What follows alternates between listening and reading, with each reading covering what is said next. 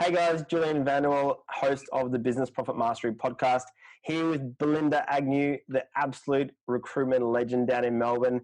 We talk about a whole range of different things. We're going deep into who she is as a person and what made her successful. Also, her new app that's going to revolutionize the recruitment industry. A little bit about COVID and how businesses are sort of going to move forward outside of that and really grow their business forward. So looking forward to hearing about the comments. Share it amongst your network, and let's chat soon. Yeah, lots of shit's happening, huh? Yeah. Since we last spoke. Good shit or bad shit? Oh, both, always. Come on, not everybody good. Yeah. People that say everything is fucking good is fucking lying to you. Yeah. So tell me, what's new? What's been happening? And then we'll have a quick prelude, and then we'll jump into it. Oh, shit, recording. This is not on the podcast, is it? Don't know, we might, dude. I actually did one with Brett Campbell, and we started talking about COVID and all this other stuff, and it was actually it was like not even anything what we're supposed to talk about, and it was actually half a podcast. So last time we spoke, you had a bunch of shit going on. I think you pitched me some platform where you hire executives for something like that, and you had that going on, and then you were in the mix of finding a role or something in sales, and then you had something going on. I think you are just like a little bit of an entrepreneur. So you're like, I'm going to tap in here, diversify, right? I'll swing it for the fences. Something's got to connect. Has to. Give me an opportunity. Something. That was in September. That's before September, because I've been selling solo since September. It was ages ago. Could have been a year ago. For a long time, you and I. Yeah. But what's happened? So we're about to launch the app finally. Yep. Nice. Workle, the app Workle, which is a video CV platform. Yeah. 2 other partners involved. So I'm one of the co-founders there. Nice. They're launching that in just under a month, which is good. That's good. Focus is growing. As always, we had to let a few people go and then bring more people on, better people, I guess, to have systems in place. All about the systems, right? Yeah. And I didn't have the systems. I was a good operator, but I didn't have the systems in place to be able to scale. So we just got all of that recently in. And I was living out of a hotel for like 3 months. Yeah. Not a bad place to be if that's, we had to live out of a hotel. The Olsen was pretty good, but you get over it. I was like in a shoebox. I couldn't move. It was pretty good. Did you have to hire 2 rooms just for your clothes?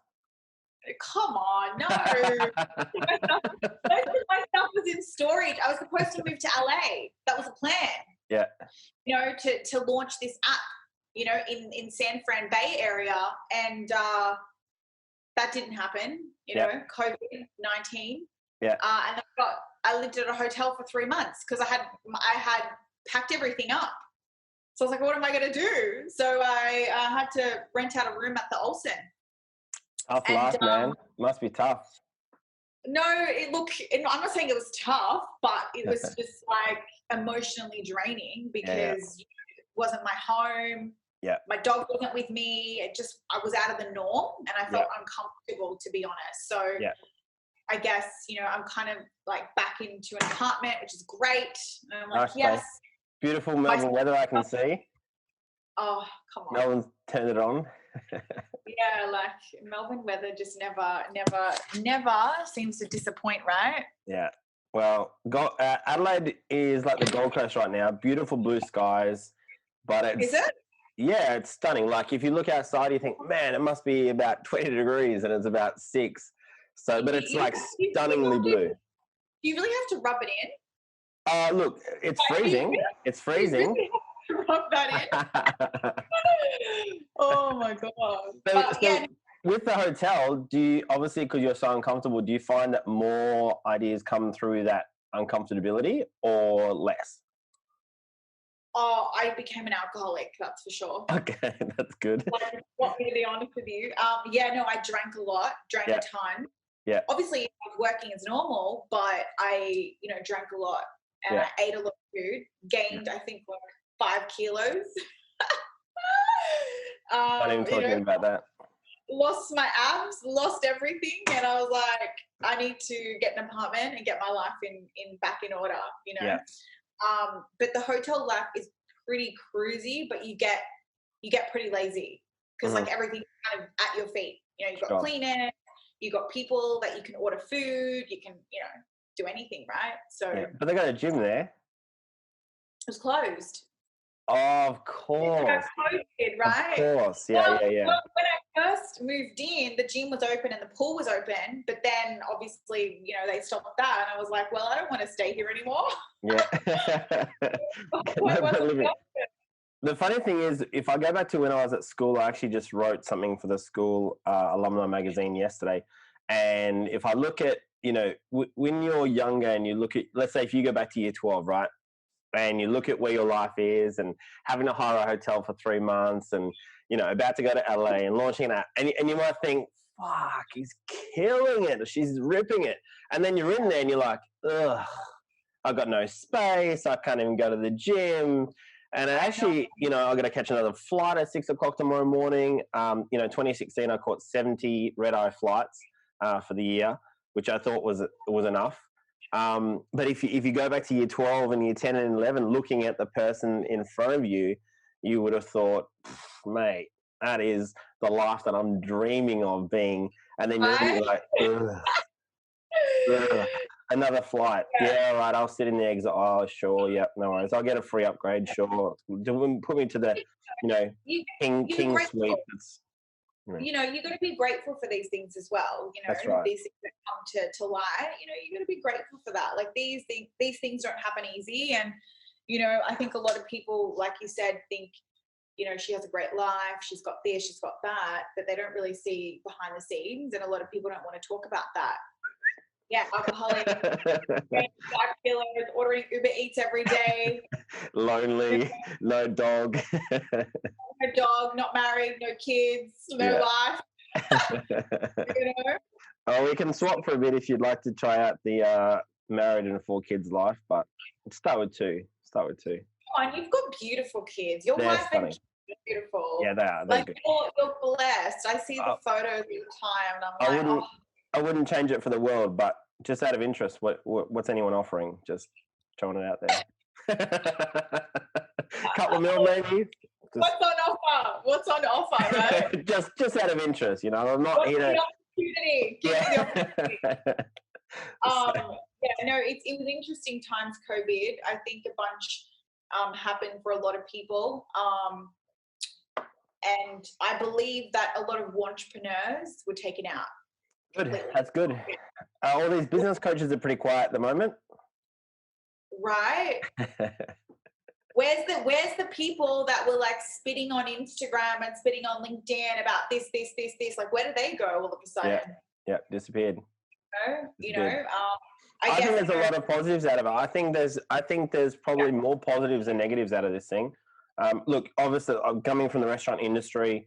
That's been decimated. Obviously, if you're in travel or if your whole business is cruises, you know, I'd be selling every computer and desk and chair and just walking away. Just close the thing down, lock the doors, and just walk. I mean, like, there's really no point, you know.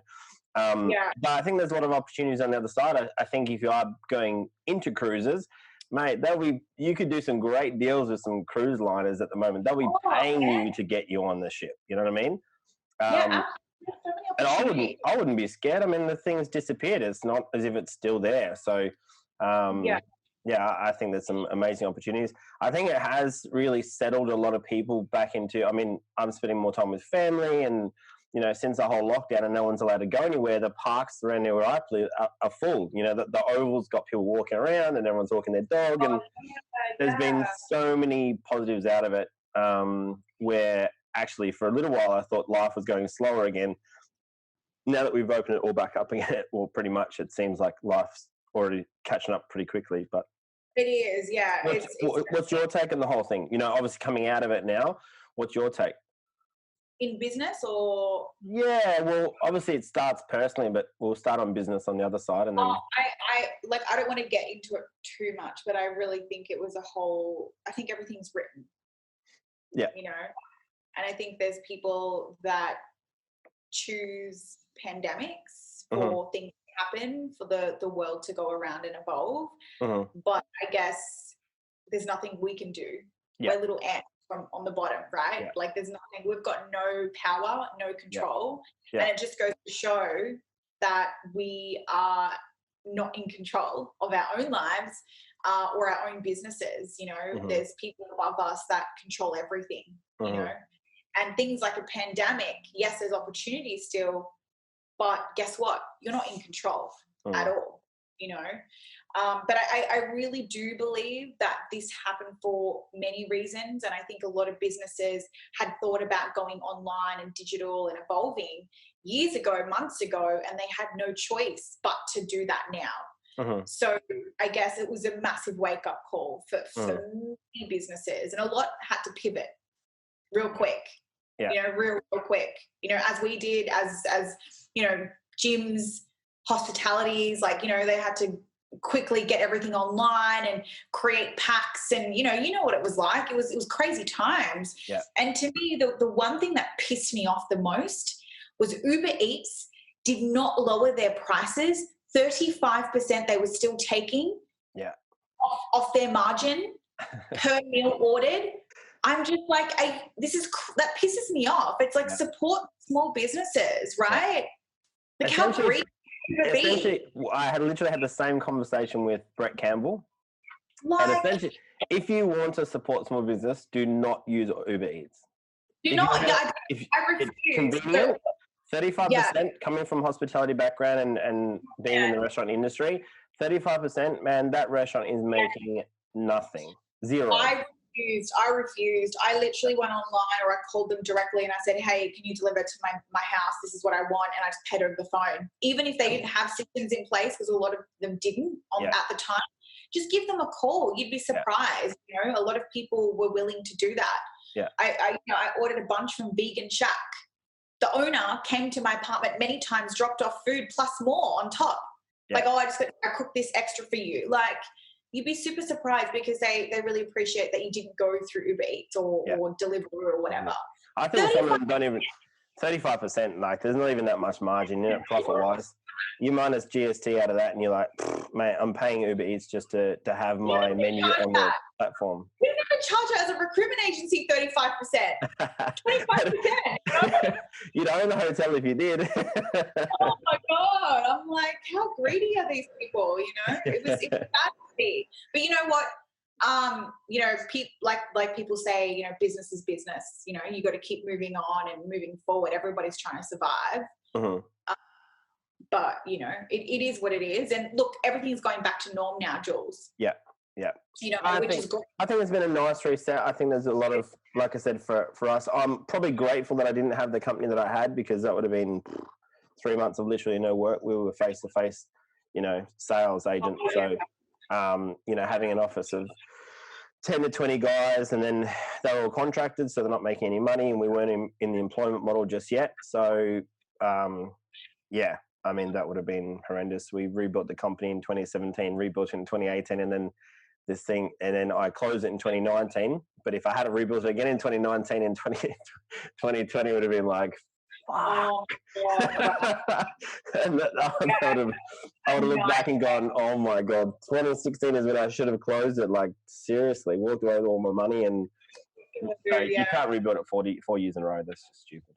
Yeah. No, it's interesting times for sure. Like, so interesting. So recruitment, I mean, recruitment obviously is quite slow for a little while, but really now is like, whew, that really should be quite busy. You know, I mean, obviously there's some industries that are going to be slow to return, travel, international travel, flights, those sort of things. But there's plenty of industries that have dropped back, and now essentially once things open up again, there's heaps of opportunities, you know what I mean? Does that mean that, you know, they've worked out how to rely on less people to generate a bigger productivity, working from home? Obviously, a lot more employers are less likely to fear that sort of model, because I know, you know, the dinosaurs of business would have been, you have to be in the office at 9 o'clock and you get all your work done, and to work from home, they can't, you know, sort of micromanage people from home. So what's the landscape's change? You know, obviously the landscape changed quite dramatically in a very, very short amount of time. But what's your take on the whole recruitment industry as a whole? You know, like I've always said, pre this pandemic, recruitment needs to be stop being so conventional and old school. And I think, as you know, a lot of people, you know, talk about my brand and online and always reach out to me like, oh, who's Focus? Like what just happened? I had no idea that you were creating content at scale like this. And people still are super intrigued by it. You know, and pre-COVID, they didn't get it. They were trolling, they were hating. Like, why are you wasting so much time online creating content? Why do you have 3 people internally just creating content for you at scale? Why are you paying for ads? Like, this is just crazy to me. You should be on the phone interviewing candidates. You should be on the phone prospecting, not fucking doing content. It makes no sense. Like, it's just not, there's nothing there to be made. There's no money to be made there. And funny enough, obviously pandemic happened. What happens? Recruiters have no choice but to go online and BD, because that's the only way, right? Yeah. Can't do coffees anymore. Yeah. Can't do dinners anymore. Can't do board meetings anymore. Like, all of that's gone, right? So it's just funny how things kind of shifted. But I really think that recruiters, agencies, hiring managers really need to find other ways to innovate and evolve in an online format, which is creating content, building personal brands, you know, doing the whole shebang production of videos to get your brand out as a company. It's like, why do I want to work for you? You know, like, show me your people, show me your team, show me your brand, show me what you're about, show me some personality. In the end, in a service business, as you know, people buy you, they don't buy your service. They buy the service, but it's coming from you. Yeah. Absolutely, you know. So I guess that's kind of what we did, and we kept going. We kept pushing content. We were at 3 pieces a week, and then we pushed to 5 pieces a week. From when pandemic happened, I was like, we need to push it out more. Let's create Twitter. Let's create TikTok. And then we just literally just scaled it from there. And then from that, we won Mindvalley. I think, as you know, I mentioned it a few times. Vishen, I was actually lucky enough to meet him and the team in Kuala Lumpur like a few months back before COVID. Then we won Amazon AWS. You know, that was a huge deal for us recently. And that was all based on content creation. It was all based on putting a video out. They reached out to us. We don't do the conventional recruitment. You will not see us reaching out or cold calling or DMing people. It's like, our BD is content. Yeah. Putting ourselves out there on the line, and then people come to us. And that's how you attract a genuine relationship, you know? Yeah. Recruitment is very, very different, apart from, you know, and especially in the top end, you know, the top echelon of business and C-suite, you know, sort of job roles, you're looking at a very, very different type of person. So I know, obviously, in the last probably year, your LinkedIn has grown crazy, you know what I mean? Which has been quite interesting to watch.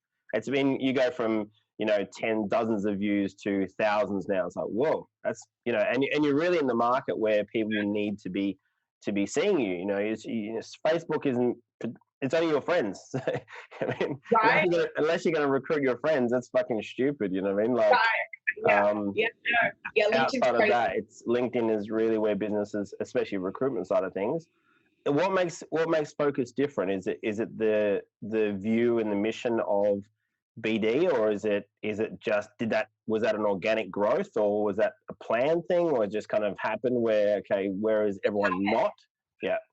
It just happened. Like, I'm not going to lie and say we sat down as a team and as a board and had mentors and said, okay, this is what we're going to do to create this, and this is who we're going to win, and this is why, you know.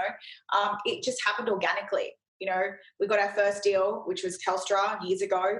And then from there, it evolved. People knew about us. People knew that we close deals in 5 days. So we submit candidates in 5 business days.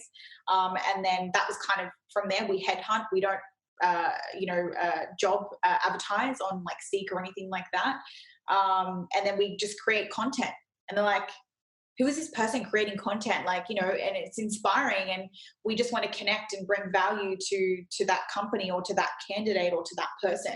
And we don't always talk about recruitment. You look at our stuff, we talk about it sometimes, but we just talk about us and the experiences that we're going through. So it's all about building a personal brand plus a company brand as well. But I think the difference with us is video. That's the simple answer. It's really just video and content. Yeah, to be honest, I don't really see that many recruitment companies doing what you guys do. I was actually speaking with a very large recruitment company that had 180 staff down here in South Australia, 18 branches in South Australia, national or semi-national. It was, Eastern Coast and obviously South Australia. But they were dinosaurs. They literally were dinosaurs. I went in there as performance sort of coach and maybe to change the sales processes operationally, or actually to be perfectly honest, create some because they didn't have any.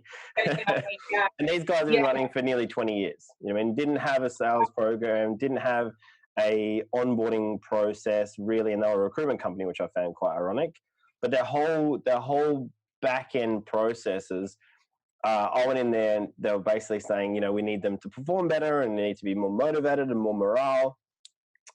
As usual, I spent probably nearly a week in a few different offices, had a look around the place, and the place was a shithole. Absolute shithole. You go to... high turnover, massive turnover. I think they turn over more than my sales company, which is quite incredible. Actually, a lot of my guys, went into that place to do recruitment and absolutely ripped it and never done recruitment, but sales is where they need to be. They basically said to me, I said, how is your performance management working right now? And they said, well, when they perform, they should be motivated. And I was like, well, that's pretty obvious. But I was like, okay.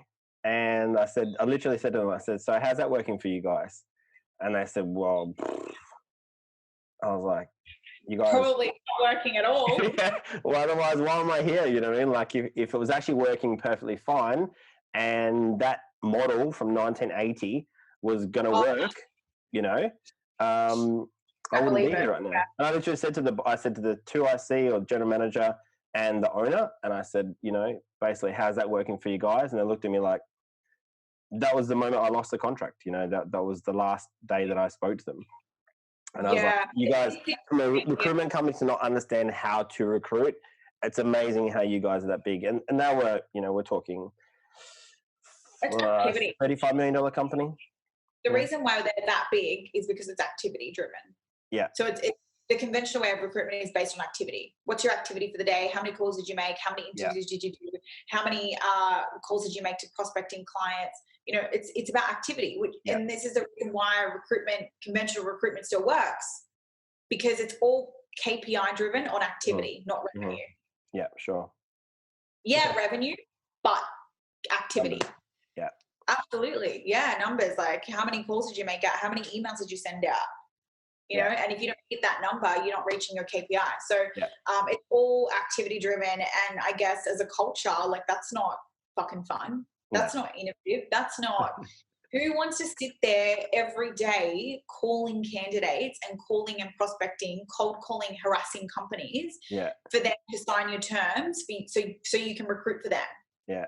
And the people that they were dealing with were long-term unemployed. We're talking like generationally unemployed.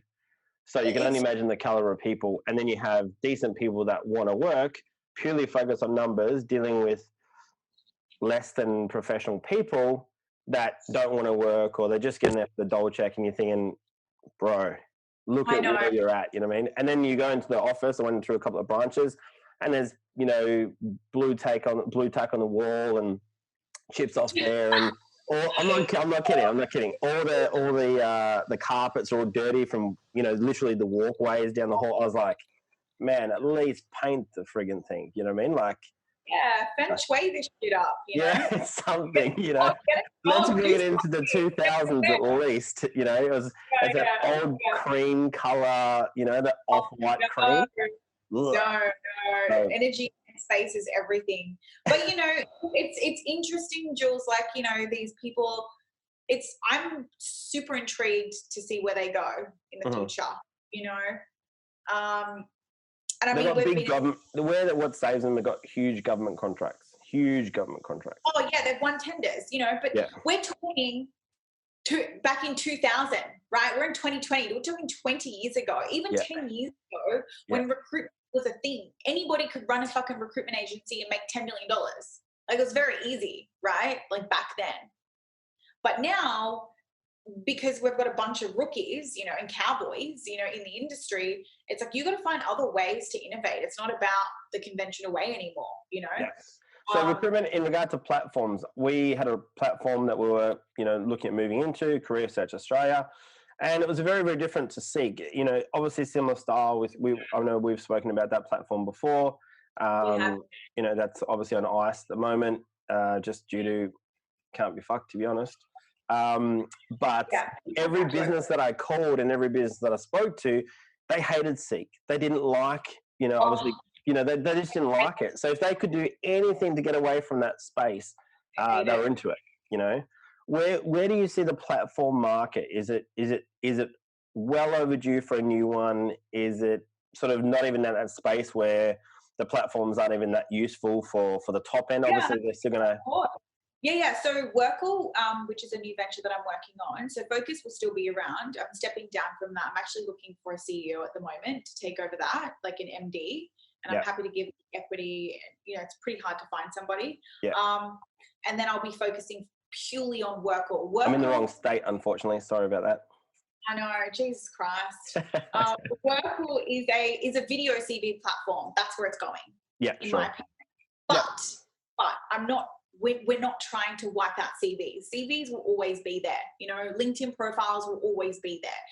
But we're trying to find other ways to, I guess, wipe out the first stages of interviews. As you, as a salesperson, as you interviewing people, how much time do we fucking waste with candidates when they come in an interview and, like, you can't, you know, in the first maybe 2 to 5 minutes, right? Not even. I used to be able to see them in my reception and know yes or no. Yeah, you just know. You know, right? And the thing is, how many times as a brand and as a reputation, you need to still continue that interview for at least 20 to 30, maybe 40 minutes, right? And somewhat act interested, even though that whole 30 minutes, you know that they're not going to be that person. They're not going to fit in the culture. Like, it's already no, red flags. And you're just sitting there wasting time. Black shoes and white socks, but you know me. And, like, this is how obviously Workle came about. It's like, how can we create something that's able to show the person straight away on whether they're going to fit or not? So we created Workle, which is an app where you pitch under a minute to what your skill set is, right? Yeah. To what your skill set is. So, hey, you know, I'm Jules. I'm a sales guy. And I've been doing sales for blah blah blah. You know, I've reached my targets. Blah blah blah. The reason why I'm on the market is because I'm looking for blah blah. My values are blah blah. Please, you know, check out my Workle profile, and we can discuss mutual benefits. Looking forward to hearing from you. Boom. Right. Yeah. In that minute, I know, like, what your tonality is, what your presence is, whether you're going to fit in the culture based on, you know, your attitude, right? And then I can just keep moving forward instead of organizing interviews based on a CV or a PDF, right? It's just the bunch of shit that's in a PDF anyway. Most of that is crap, in my opinion. And I know I keep swearing because I'm so passionate about this, and, like, a lot of people, you know, disagree, but the CV is not dead. It will stay there because obviously you need to know their skills, but the video will outtake that eventually. So video, CV, social media details, email, contact, and it's going to be a platform like a Tinder, kind of. You can call it that, but it's not going to be like that. And you can, you know, where you can flick through the you know what I mean? You can flick through the noise, you know. So, and it just saves so much time, and that's kind of where we're going with Workle. So I do believe Seek will probably still be around. I think they're too big not to be. I think there's still going to be, you know, you know, I mean, when you got your small mum and dad shops that don't know any different, and they're going to put a $300, you know, ad on Seek or Gumtree or whatever they're going to try and advertise their fish and chip shop. There's still going to be a market for that. You know, the construction industry is probably going to retail. There's still a massive market in there that Seek will still hold. We actually were not trialing, but trying to trial videos about probably 3 years ago in my company, and especially for a sales guy. You know what I mean? Like what I found is that the amount of business development managers that were so rubbish, like absolute rubbish. They'd sit back and they'd kind of sit back, almost put their feet on the building table, and they're like, what can you offer me? I'm like, bro, what are you talking about? You haven't even impressed me, let alone what I'm going to offer. And I just, I think definitely the videos would have saved us a lot of time. 1 minute is better than inviting someone in. I mean, you can't see who the person is on the CV. I've even had people insert name on the CV, which means they've filled out a template. They can't even fill out a template properly, Right. Yeah. And they probably didn't even write it themselves anyway, because you're looking at the language and then you see them speak. Obviously, my written language versus how I speak is very different also. But it's especially in sales or face-to-face, which is obviously most things these days, unless you're in IT in the back rooms, you need to have that forward-moving conversation. You need to have that presence that when you walk into a boardroom, especially if you're an acquisitions manager or you're somewhere in that space, it's when you walk into the room, how you presented, how you front up, are you cleanly shaven, or does it look like you didn't come out of Castaway? There's a whole lot of things that are all tied up into that thing. There's a bunch, So I do believe Seek won't go. And I don't believe CVs will die, but I do believe there's going to be things coming into the market like Workle. WePloy is another really good company as well. Tony Wu, he's great, and he's doing amazing things at WePloy. But there's definitely companies like that will grow, I guess, to the size of Seek at one point. Yeah. Seek's pretty massive. Seek is pretty massive. But in saying that, they're massive. But if they don't evolve, that's right. They're not going to keep along. Yeah, pretty simple. Our platform is a very, very simple platform, but really from the consumer's point of view and from the buyer's point of view, i.e. the person putting the job ads on, it's a very, very different platform. And we had literally everything that the job seeker is going to look for anyway, bang on the platform.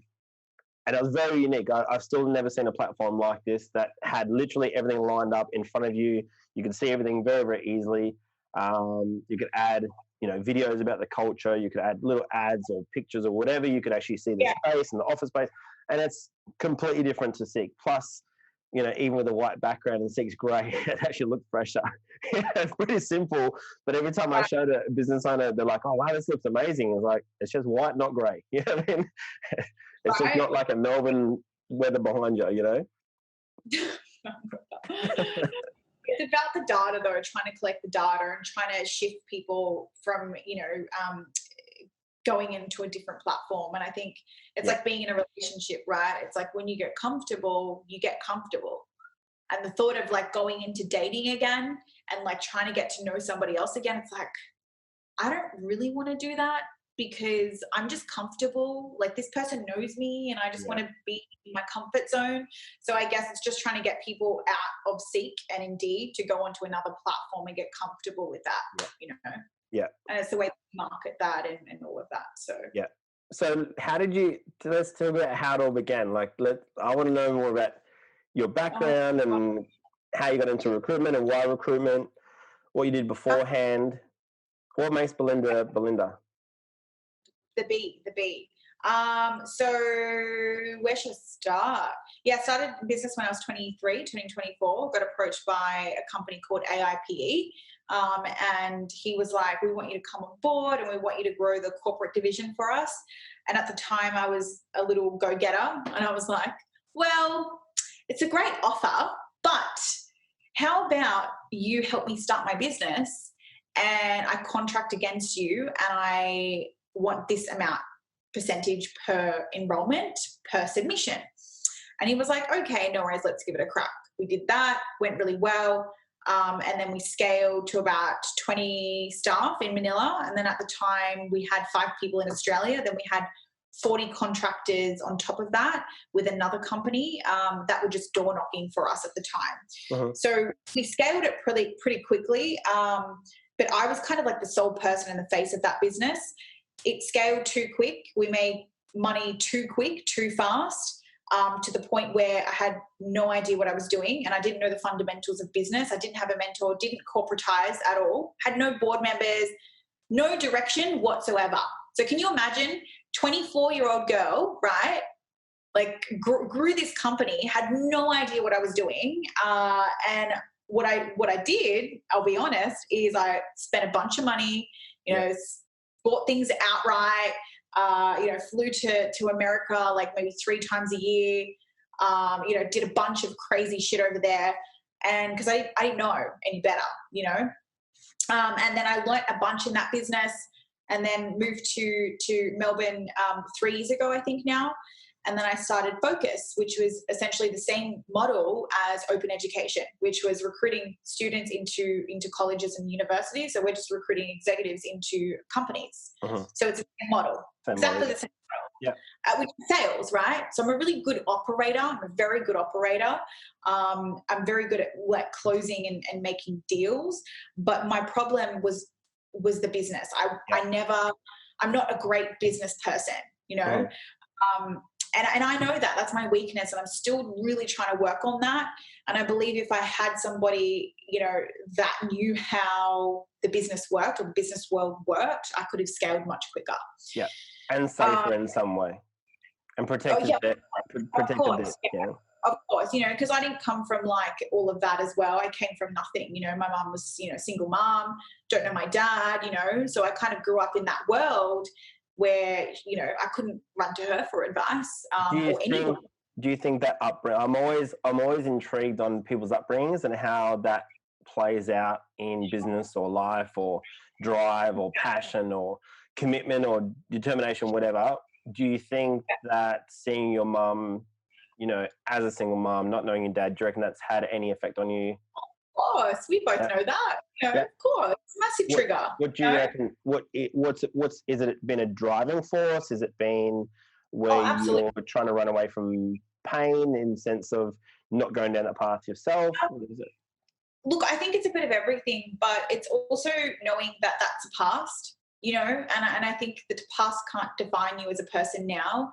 And I truly believe as much as I think about it, like, when I see my family, I'm like, holy shit, it brings back so many memories. But then I also need to remind myself that's not me anymore though. Yeah. And sometimes you can get caught up in that. When you go outside, you've got this alter ego, or you've got this person that you are, persona, and then you come back home and you get reminded with the people around you, like, holy shit, like, and all these things come up, but you need to remind yourself that's not who you are. It's really not. It's about the present moment on, who you are now. The past doesn't define who you are, as well as the future. So I guess I struggled with that for a bit, because every time I went to see my family, I was reminded, who I was. Yeah, where you come from. Yes, it made me humble, but I was like, holy fuck, like, I'm a nobody, and then you start getting all these doubts in your head, like, but then you got to think to yourself, no, like, you were that person then, but that's not the person you are now. So was there a switch somewhere at school or after school that you thought, right, this is not who I am and this is not where I'm going to stay? Or was it just, again, on organic growth? Or was there a predetermined, like, fuck this and moving forward? No, I was a failure, like, throughout the whole school. Like, my family was just like, you're going nowhere. Like, you just get, you're, like, I was known as the dopey kid, the dopey one, right? Like, no clue, like, was, the dumb one in school, to my family. Like, I wasn't as switched on or wasn't as quick as other kids were. And actually, I don't know if I've spoken about this ever on a fucking podcast. When I was in year, what was it? I don't know, what is it? Primary school, is it? Year 5? Up to year 7. Anyway, so I was that stupid. Not that I, back then I don't know how to put it, but I was actually put down a year. I was put down to back. So my mum put me, not the school didn't want to do it, but my mum was like, she needs to be put down. So I was actually put down a year. So my whole school life, I was the oldest in my class by 1 year. Mm-hmm. But they were still better than me in every way, right? So I think, you know, growing up, I always, to be honest, thought in my mind that I was never going to be the person I am today. Like, fuck no. Like, I was like, you know, shy, timid, you know, doubted myself constantly, super insecure, you know, that person. And then when it hit high school, that's, you know, obviously when everything, my confidence came out, you know, I was like, oh, okay, so you're somewhat good looking. I got some attention from boys and like women, and, you know, and that's when I was like, holy shit, my confidence is coming back. And then I just became the cool kid, you know, like still not good at school, but I came like the cool kid, right, in the group. And then from there, I honestly still thought I wasn't going to do anything. And then I met a guy called Tony, and he was kind of like a father figure slash mentor slash, he was a currency trader in Forex. And he taught me a ton about life, you know, because he was very wealthy, and I met him through work. And he just kind of took me under his wing, and his children never appreciated him as a father. They were like, oh, my dad, you know, like, yeah, he's rich and he just gives me money. And they didn't really care about the advice. Whereas I was like a little sponge. I was like, give me your knowledge. Like, and I was just constantly, I was so curious. I was very curious. That's when I knew that I potentially could be someone, because I was just so curious. I was always asked questions like, how do you do this? How do you do that? How did you buy that car? How did you buy this house? Tell me how much money you make. Like, I was just curious. So I would spend nights just with Tony. That's literally what I was doing from, I think, 17 to about 21. I was just like spending all my energy and time with him and his family, just to kind of get my, you know, my surroundings right. And that's kind of where it came from. Yeah. Okay. One thing that's I've thought about for a while, and I've actually spoken to this to a few people back and forth.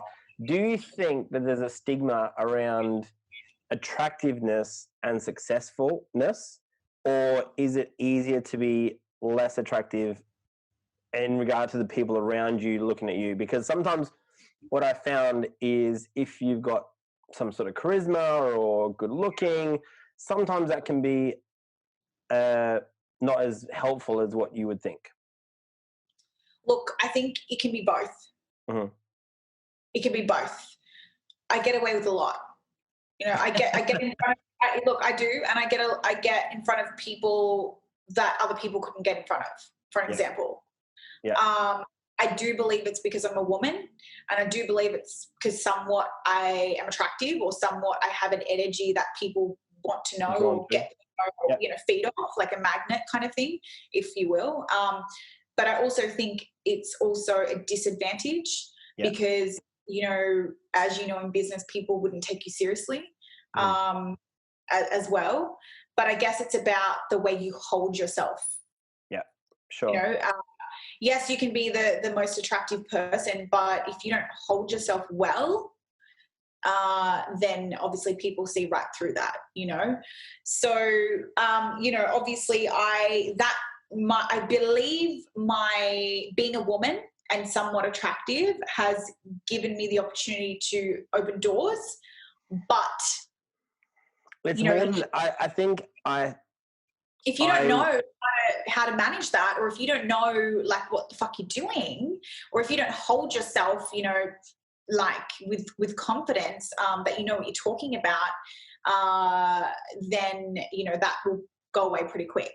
Yeah, exactly. You know, first meeting, and you go out for lunch and you realize not the person I thought it was going to be.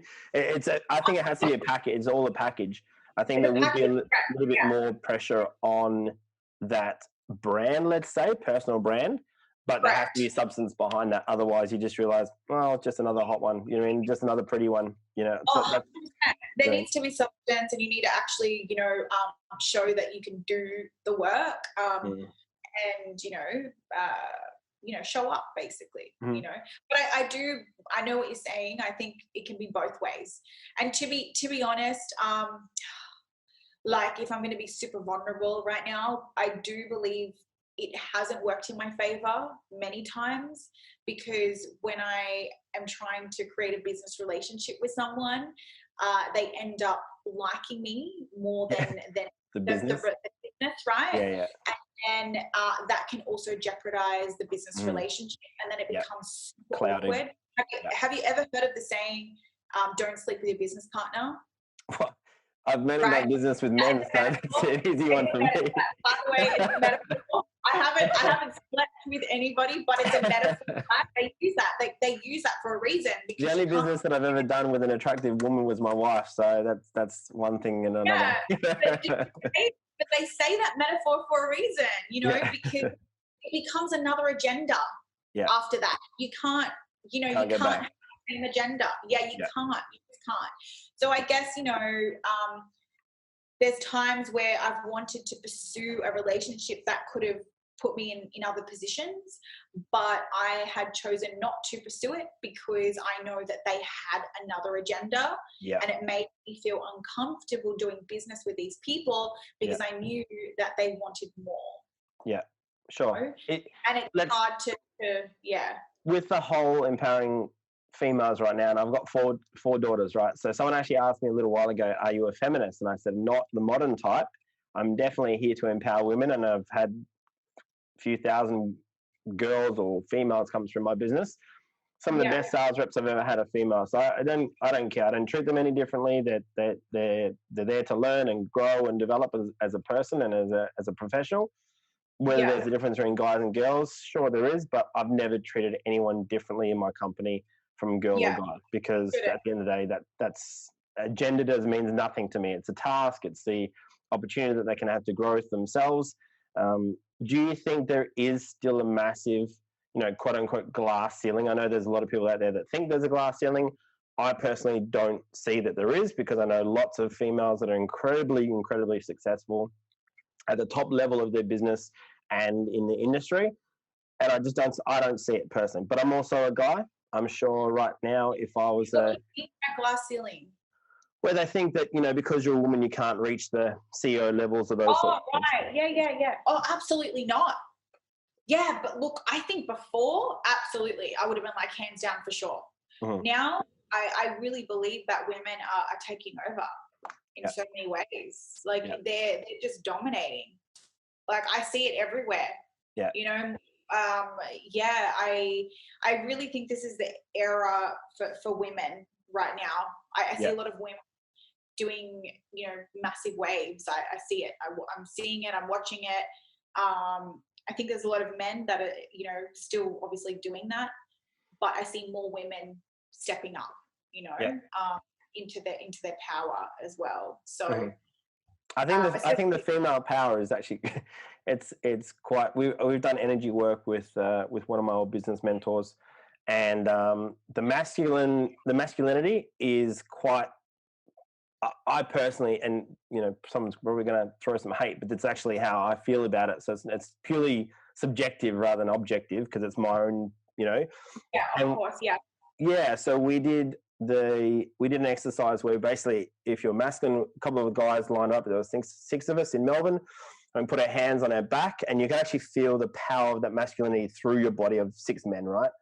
Then I went over to the women's side, and the power comes through the hips, and it was still powerful, but not as energy. It was very, very powerful though. But I use the example of, let's say, a lion is quite powerful, but the lioness is actually the one that hunts, right? So the lion, obviously king of the jungle, the roar is, you can hear that for miles, and it's very, very masculinity, and it's very, very powerful. But the female side of things is less raw energy to me personally. I'm sure someone out there is going to differ with that. But to me personally, it was less but more assertive and more assertive is the wrong word, but just in themselves, internally comfortable and powerful. And I thought that was quite interesting, No, it's so true. And I think, as you know, in sales, that's why women are the best salespeople. They should be. They should be. They are, because they actually give a shit. Yeah. And they're super nurturing, and they make the client and the customer feel amazing in the end, you know. Whereas a male gets the deal done, but can they upsell? Can they maintain the relationship? Yeah. You know? Yeah. Whereas a woman will always have business coming at them because they actually care and they have this nurturing power about them, you know? It's an energy thing, man. You know, it's all energy. It's all energy. Yeah. You know, and it's not gender based. It's energy based, because you got some males that are actually quite feminine in their energy, and you got some females that are actually very, very masculine in their energy. You know, I think I'm pretty masculine, to be honest. More than I think, you know, I do have this alpha presence. I feel that sometimes I kind of need to step down and be like, hey, like, just remember you're a female. You know, to do it, right? You know. Yeah. But you need that in business. You need both. You know, I mean, if you're managing people's feelings and those sorts of things as a manager, you need to step into that feminine energy and be understanding and empathy and empathetic. Yeah, in my personal life, I'm very, you know, woman. Like my energy is very woman. Whereas my business life is like alpha, like just male. You know, but if you're doing deals and doing sales, you need to be that. You can't come in there like, oh, you know, how's everyone feeling today? They're the ones that get the coffee, and it's not trying to be. What's that? Yeah, no, not at all. But I am that in my personal life. I'm a very you know, nurturing. I have this nurturing nature. I'm very protective over my friends and the people that I love. Yeah. And I will go to lengths for people that I love, you know, like to lengths. I'll do anything to make them happy. Whereas my business side, I'm just like, not that I don't care, but I'm just like, okay, it's working. If it doesn't work, cool. Let's move on. What's next? Yeah. Yeah. Whereas in my personal life, I'm not like that. I'm like, what's the problem here? Let's make it work, you know? So yeah, it's just two energies, right? You just need to know how to balance that as well, which is super important. But I mean, I think that's, you know, in the boardroom, a very, very different person, or if I'm signing a deal, it's a very, very different person than when I'm with my family. And I've always said that, you know, I can't be the person that I am with my kids and in the boardroom, because number one, no one wants to see that, you know what I mean? Yeah, exactly. Nobody, and it's not, look, in the end, people say that's not the real you. It's the real you. Yeah. It's just an ego. That's all it is. It's another mask. You know, we wear 5 masks throughout our life, and it's just one mask you show to this person, one mask you show to that person, and you know, moving forward, right? You're not going to show the same mask you show to your wife to your business colleagues. You know, it's just a different energy. No, that would be weird. That would be weird. You know what I mean? It's just weird. Right? But I think my business partners want me hugging and kissing them from behind. You know what I mean? Like, you know, exactly. And like mask that you show to the boys as well. Right. You know, your dudes, your mates. You know, it's different energies, and I think that's super powerful for people to know what mask to put on. You know, to adapt to that situation. Yeah. When you're talking about business principles and fundamentals, what's the 3 non-negotiables that you think that you need in business today's landscape? Oh, I'm pretty basic when it comes to that. I'm not really like a thought thinker about, you know, business, but I truly believe you need to know the core why you're actually doing it. I really believe that comes to it brings like a lot of directions, like what's the value, what's the core purpose, you know, what's the alignment, you know, who's your ideal customer, you know, what customers do you want to attract, what customers do you want to repel, and that's the purpose of the why. I think, you know, understanding why you're doing it is so important, and you should always question yourself all the fucking time. Why am I doing this? Is this something I really want to do? Do you know what I mean? And people don't question. They just keep doing it. It's because I'm good at it and I'm, you know, making money and everything's that flow. But you need to sit back and you need to ask yourself, like, why am I actually doing this again? Yeah. Like, why am I here? Like, you know what I mean? Yeah, no, I get it. Trust me. Trust me. Yeah, just before you go into a meeting or a coffee date a coffee catch up or something like that, you need to ask yourself, like, why am I doing this again? Like, what's it about? Is this what I really want to do? And you need to question yourself a lot and understand that energy. And I think the fundamental of business is having a great mentor or a great advisor or somebody that can see through your bullshit. Because I think in business, and when you're a very good operator and you're very good at doing things throughout business, a lot of people tend to not see through your bullshit, and because you can fake it because you know exactly how to play the game. You built the thing, right? They applaud you. They put you on a high pedestal, and sometimes that can get to your head and your ego, and then you just become more egotistic. And I think you need somebody that can actually ground you and be like, hey, B, you're fucking talking shit right now. Like, what are you actually saying? This is not what we need to do. This is how we need to do it and why.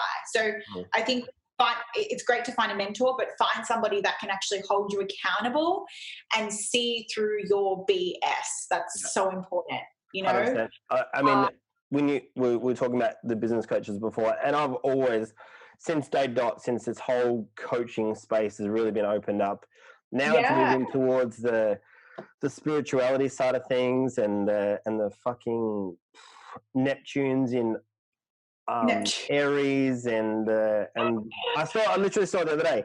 Neptune's in Aries. Scorpio. Oh, that's right. That's why we connected. Yeah. I got 3 of my family members, my wife, my oldest daughter, and myself. So wow, full of Scorpios, 5 signs. Yeah. Love it. So yeah, I mean, like, if your business relies, unless you're in astrology or maybe crystals, maybe, there's no reason that the retrograde or Gatorade or whatever the fuck it's called, something with Mercury and the moon's where that is and the energy's all, I was like, I don't know what that is. Fuck up. What are you talking about? How can your business rely on the fucking moon if you're successful or not? Yeah. That is the dumbest thing I've ever heard. Now, look, obviously energy, in regards to energy vibrations, I get that. Same as a king tide is because when the moon's closer, that I get that. But fuck, you need to wake up and understand that your business does not rely on the fucking moon or planet to move it forward or not. Like, come on, stop reading the horoscopes and move, and let's be professional about this. That brings it back to people look into things too much. Yeah. They overcomplicate things like beyond what it needs to actually do.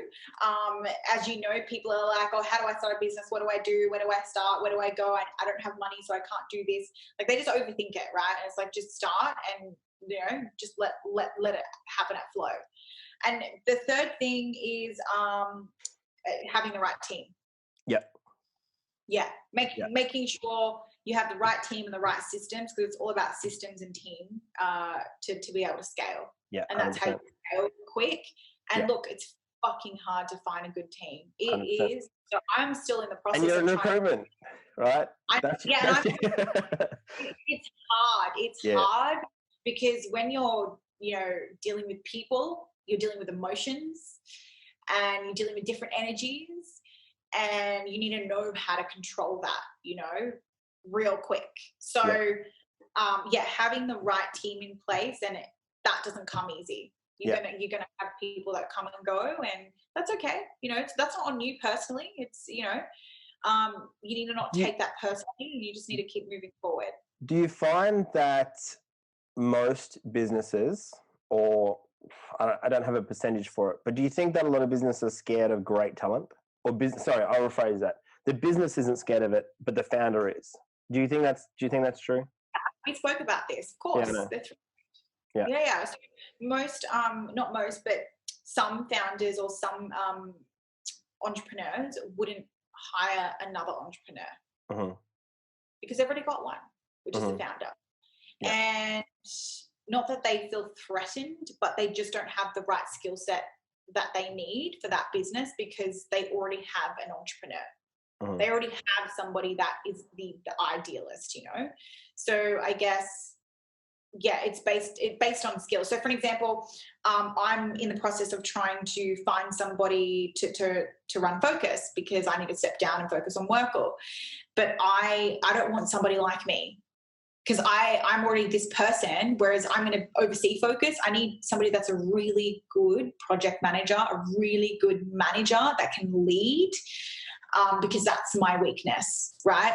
So an entrepreneur wants to fill out their weaknesses, because their strengths in the business, but they want to fill out, you know what it's like. They want to fill out the weaknesses. 100%. So it's nothing against them being threatened or anything. It's just, you don't want to hire somebody like you. You know, the opposite attracts, right? So yeah, I was speaking to a business partner the other day, and we're potentially looking for another person to come in, but we don't really need it, you know what I mean? And there was someone that we had a thought of, and I said, look, the skills that they have and the network that they have actually doesn't add any value to us, because we can do the same thing that they can do without us. So there's no point giving 25% equity away to someone that can do exactly what we can do and has a smaller network than us.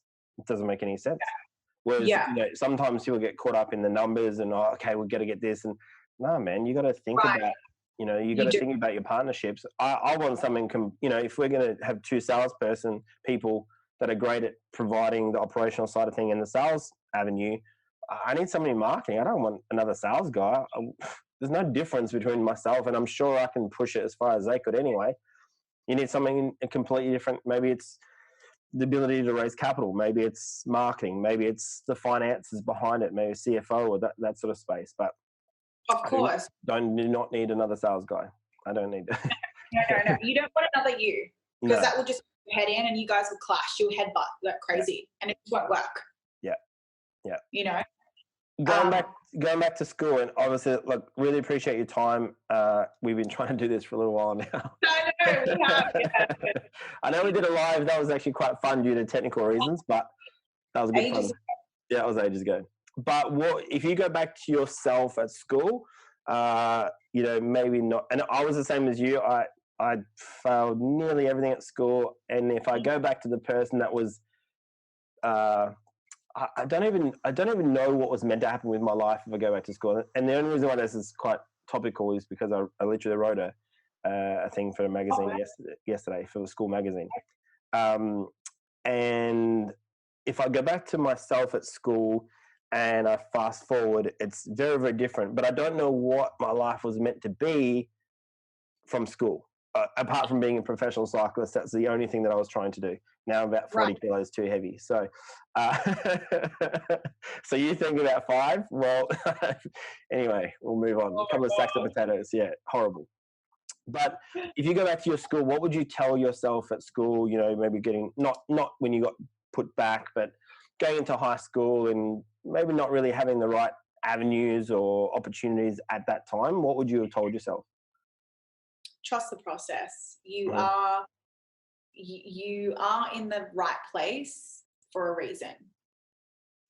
And what would that have helped? Would you have listened to that? Would you have taken that on board? Would it have been like, what would that have only made sense now? And you think, oh yeah, I should have listened to B back then because it bloody made sense. Yeah, of course, and obviously as a kid we're stubborn and we think we know it all. Back then, teenagers, we know everything, right? I obviously would have been stubborn about it, but I really think it's important that kids understand that they are in the place that they're in for a reason. And this goes for everybody, not just kids, but people need to stop overthinking things and just trust the process and trust in the thing that's happening to you, because it's all written. It's all written. But in saying that, you also need to work hard, and you need to manifest that shit. You also need, you need to do a bunch of other stuff. But what I'm saying is you also need to not overthink, because that can in turn give you doubt and in turn make you fail. Mm-hmm. So, but I think you just need to trust in what's actually going to happen rather than trying to fast track shit. You know, don't try and shortcut things because they never work. It may work right now for you and you may make a bunch of money right now, but it's not, it's all about the long game. Yeah, it's not a long game. It's not going to be a long game if you keep doing that, you know. At the end of the day, it takes 21 years to become 21, right? You can't fast track that. You can't fast track 10 years of business. You can't fast track nearly being bankrupt 3 times. You can't, well, you don't. You want to fast track that as fast as possible when you're younger because then you don't lose so much. You know what I mean? But there's certain things as much as we'd love to be in control, like you said, and it was almost, at the start I was thinking, fuck, that's actually quite disempowering, right? When it's not up to yourself and you're not really in control. And I definitely go through phases myself where I'm thinking, wow, there's really, I'm nothing. And sometimes at the height of your success, or at that time, the height of your success, you think, I've got everything in the car, house, rah, rah. And then you realize, fuck, I'm really not in control of this at all. You know, especially the last few months, for those that are thinking that they're in control, the rug get pulled out pretty quickly on that one. You know, 3 days, you shut down your whole business without any, that's it, you know. But, you know, and I think that comes down to, you know, if you feel anxious that you wake up one day and then you could lose everything. And if that makes you anxious thinking about that, then you're probably not in the right place. Do you know what I mean? So for me, if I wake up and tomorrow I lose everything, like, of course I'll be like, fuck. But then I'll be like, start again. Yeah. Like, you know what I mean? Do you get what I'm saying? It's a process, right? Keith Cunningham, he does a lot of work with Tony Robbins. And when I was in Fiji, he was speaking on stage or through video. And he basically said that he lost $100 million in the GFC, I think 2008, lost 100 million, right? Lost everything, but he still had it up here. He still had it in his mind. And he said, look, you can take all the money, you can take all the businesses, you can take all the assets.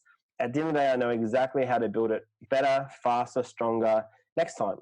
And as long as I can work, and as long as I've got myself and my own mentality and positivity, I can get it back. Now, that was a very expensive lesson, but at the end of the day, you can either learn that $100 million lesson or you do it again, right? But that's the way you need to think. Like, you know, that's the way I think. I'm like, you know what? Yeah, it's nice what I've got and all of that, but I could lose it tomorrow, you know? And if that happens, that's okay. You know, you just got to start again. Sometimes I had one of my mentors that was fear of loss about everything. And I was like, fuck, you live so unhealthy. You just can't think like that all the time, you know? But in some way, he was right, because if you are thinking that you could potentially lose everything, so what happens? Usually, what happens? You're on that growth of success. That part here at the bottom of the curve, before you start creating some success stories and some extra wealth and growth and all that sort of stuff.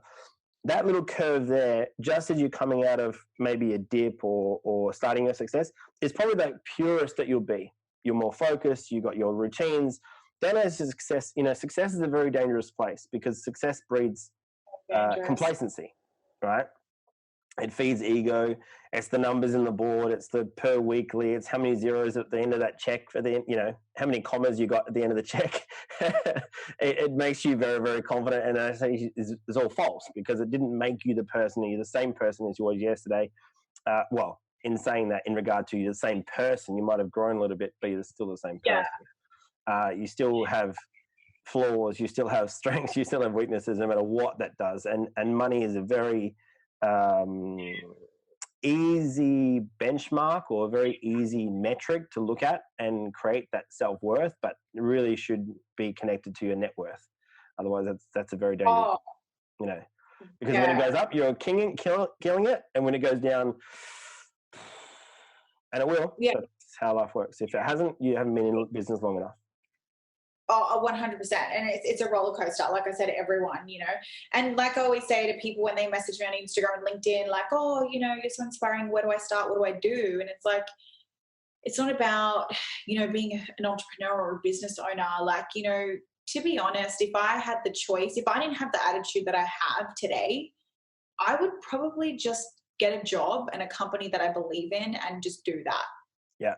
You know, because it doesn't come with the stress and the ups and downs and the emotions and, you know, like all of that, right? And I think people just, it's coming back to questioning yourself, like, is that really what you want? And why?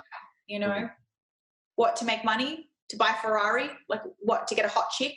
Like what is it? You know what I mean? Like, what is it? Like, why do you actually really want that? And then once you figure that out, that's when you can decide, you know, what you need to do, you know. And you don't need to be an entrepreneur for that. I've said this countless of times, you know, being the entrepreneur or business owner, whatever you want to call it, it's not for everyone. And it really is for less people than what people think. It's actually for way less people than actually the ones that are doing it right now. Half of them should probably stop. Honestly, they've got no skills. Being passionate about something isn't going to make you successful. I don't think it's going to help and it's going to get you through certain things, but there needs to be a skill set behind it or a mentor that can actually guide you through that process. Otherwise, passion is very, very underrated when shit hits the fan and you have no skill set to handle that, right? Of course. It's about systems, mentors, fundamentals, right? Yeah. Which most people need to understand. Yeah. So, and it's not to discredit the attempt, never against that, never against, you know, the startup of small business. But, you know, if you like food and you open up a restaurant, shit, you're going to need to do it. You need to do a little bit more. But you know what? If you're passionate about food and you love to cook, that's cool. Be a chef. Yeah. Get a CEO, get a business owner, you know, in place where you can just be the chef of that restaurant and innovate food. Right. Funny thing is, I actually say for anyone that likes cooking, do not become a chef. Really? It's fucking hard, man. It's it's fucking hard. Like it's a crazy industry being there in that space. Oh, they're under pressure. They're under pressure 24/7. So if you enjoy the process of cooking, then just cook really well for your family. You know, don't go into the commercial. Yeah, 100%, absolutely. Only because I've been in that space myself. Only because cooking, being a chef is not a job. It's a life. It's a lifestyle. You don't see your family. You're working every public holiday if they're open. You're working Christmas Day. Anytime that people are going out, you're working. You know, when you want to go out to dinner, when the chef's working. Well, you know what? Maybe just design the food. Like innovate food, like, you know, test, taste, all of that, and then just get a chef in place to cook what you. That's right. Look, again, I'm not. Restaurants is a hard game, especially when Uber takes 35%. They need to stop that shit. Criminal, man. That's worse than a credit card. It is. That should be. They should be in jail for that. Yeah, like it's that's crazy. You know, but then again, if you're the business owner that doesn't understand numbers, you probably sign up to Uber. Simple as that, man. Of course, because they've got the systems in place. It's about systems, right? Yeah. When they think, oh, you know, exposure. Well, if you're not making any money, it doesn't matter how many meals you make. It's not really going to help. Look, I don't want to take up any of your time. It's been absolutely incredible. Passing word to someone that is either in business, coming out of this little flu thing that's going around. What's B's final word? If you didn't survive throughout the COVID with the way that you were managing the team and the business, then you probably need to question if that's really what you want to do.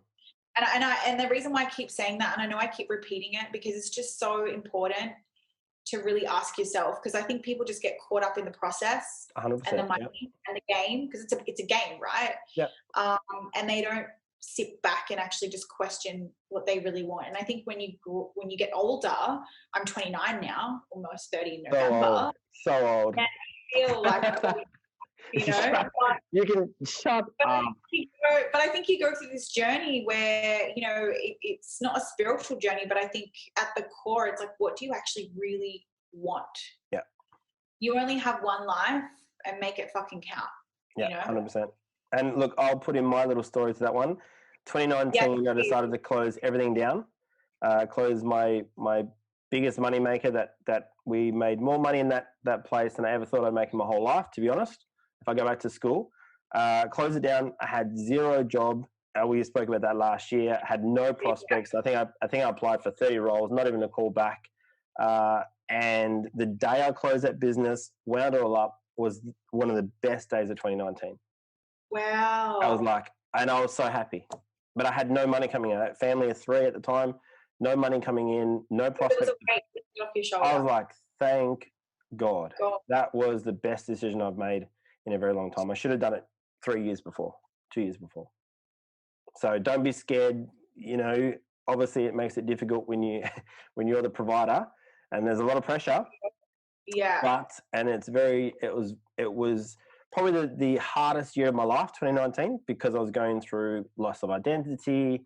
There was a lot of pressure financially, and yeah, to make more money rather than to run through spending, savings, and all that sort of stuff. But best decision of my life, and I should have done it 2 years ago. So even though you may be thinking, look, there's nothing out after this, of course there will be. Of course there will be. Yeah. No, there's a light to every tunnel.